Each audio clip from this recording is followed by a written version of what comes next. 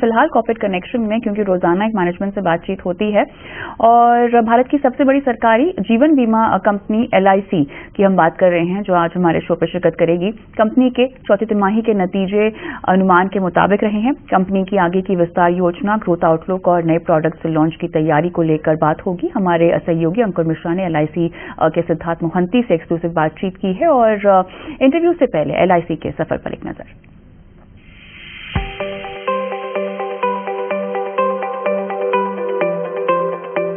बात चाहे रिश्तों की हो या कारोबार की, एक बार अटूट भरोसा कायम हो जाने के बाद ये बॉन्डिंग नए आयाम और नए मुकाम पर पहुंच जाती है। 30 करोड़ पॉलिसी होल्डर्स के मेगा परिवार के सदस्यों वाली इंश्योरेंस कंपनी की कहानी भी कुछ ऐसी ही है। 5 दशक पहले 18 जनवरी 1956 में 154 इंश्योरेंस कंपनियों, 16 विदेशी कंपनियों और 75 प्रोविडेंट सोसाइटी के राष्ट्रीयकरण के साथ लाइफ कॉर्पोरेशन ऑफ इंडिया यानी LIC का वजूद सामने आया। LIC भारत की सबसे बड़ी सरकारी जीवन बीमा कंपनी होने के साथ साथ देश की सबसे बड़ी निवेशक कंपनी भी है। मार्च 2024 तक कंपनी करीब 52.5 ट्रिलियन का एसेट मैनेजमेंट संभाल रही है। लोगों का भरोसा जीतते हुए LIC लगातार अपने कारोबार का विस्तार कर रही है। Insurance plan, pension plan, unit link plan, micro insurance plan, withdrawal plan, health plan जैसे कई इंश्योरेंस प्रोडक्ट बेचने वाली LIC अब अपने पोर्टफोलियो में हेल्थ इंश्योरेंस को शामिल करने के लिए तैयार है। फरवरी 2024 में संसदीय पैनल ने समग्र बीमा यानी कंपोजिट लाइसेंस शुरू करने का सुझाव दिया था और LIC इस दिशा में अपने कदम बढ़ा चुकी है। कंपनी के इस बड़ी तैयारी से ज्यादा लोगों तक इंश्योरेंस की पहुंच बढ़ाने की क्या योजना है, इस पर LIC चेयरमैन सिद्धार्थ मोहंती ने ET नाउ स्वदेश से एक्सक्लूसिव बातचीत की। LIC के नतीजों के बाद हमारे साथ बातचीत करने के लिए मिस्टर मोहंती स्वयं हैं।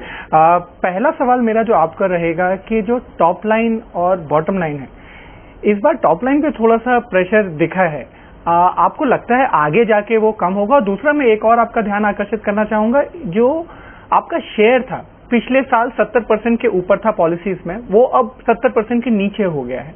वहां पर आपको क्या लगता है कि वो LIC वापस कोशिश करेगा उस शेयर को रीगेन करने का? देखिए, हम लोग जब मार्केट में गए, लिस्टिंग हुई 2022 मई में, तो पिछले 2 साल जो है हम लोगों ने जानबूझ के फोकस दिया, प्रॉफिटेबल ग्रोथ के ऊपर फोकस दिया है।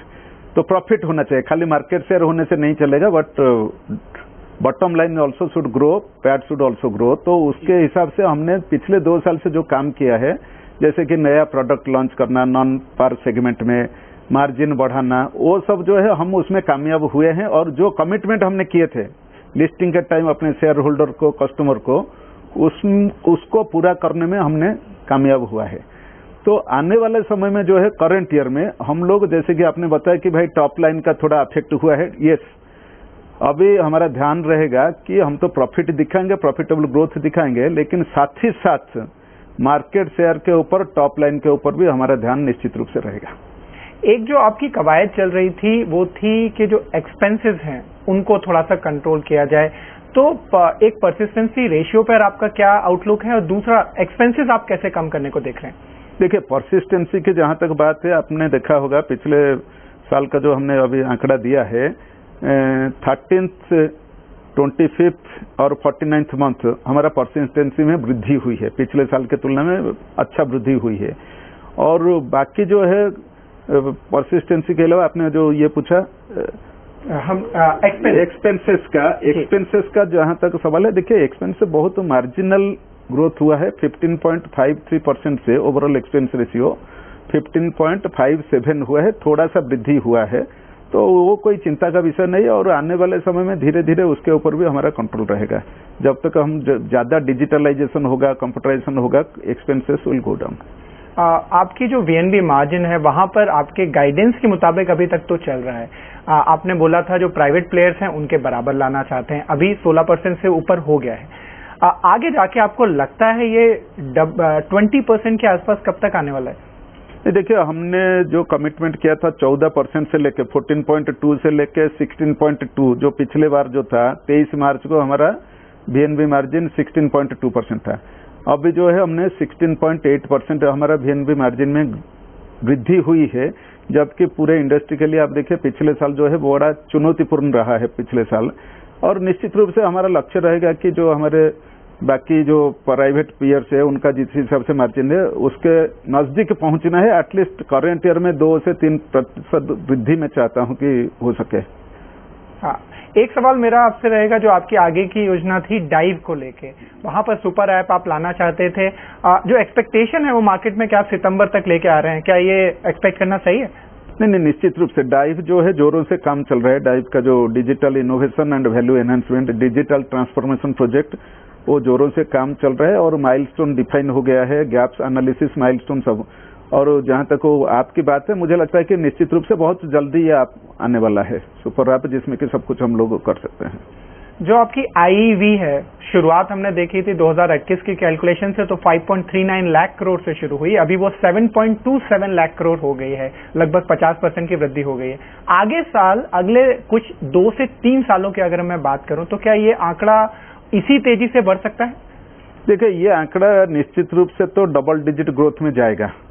देखिए, 5,82,000 करोड़ पिछले साल था और इस साल जो है 24 में हमने 7,27,000 करोड़ से ज्यादा किया है, और जिसमें कि लगभग 25% 24.92% वृद्धि हुई है। तो मेरा मानना है कि निश्चित रूप से डबल डिजिट ग्रोथ जो है IEV के ऊपर हम लोग हासिल करने में कामयाब रहेंगे। अगर मैं आखिरी सवाल आपसे पूछना चाहूं कि अगले साल के जो फोकस एरिया हैं, आपने ऑलरेडी बताया कि प्रॉफिटेबिलिटी आप देखेंगे, अगर हम रेशियोज में बात करें, ROA और ROE, मतलब शेयर धारक अगले साल डिविडेंड ज्यादा उम्मीद करें या ये रेशियोज आपके इंप्रूव होंगे, क्या ये सारी उम्मीद लगाना ठीक है LIC से? देखिए, जिस हिसाब से हम लोग परफॉर्म करेंगे और डिलीवर करेंगे, निश्चित रूप से जो है पॉजिटिव आंकड़ा आएगा। जो भी लोगों का अपेक्षा है उसको पूरा करने में हम लोग कामयाब होंगे, ये मेरा मानना है। हमसे बात करने के लिए बहुत बहुत शुक्रिया। धन्यवाद।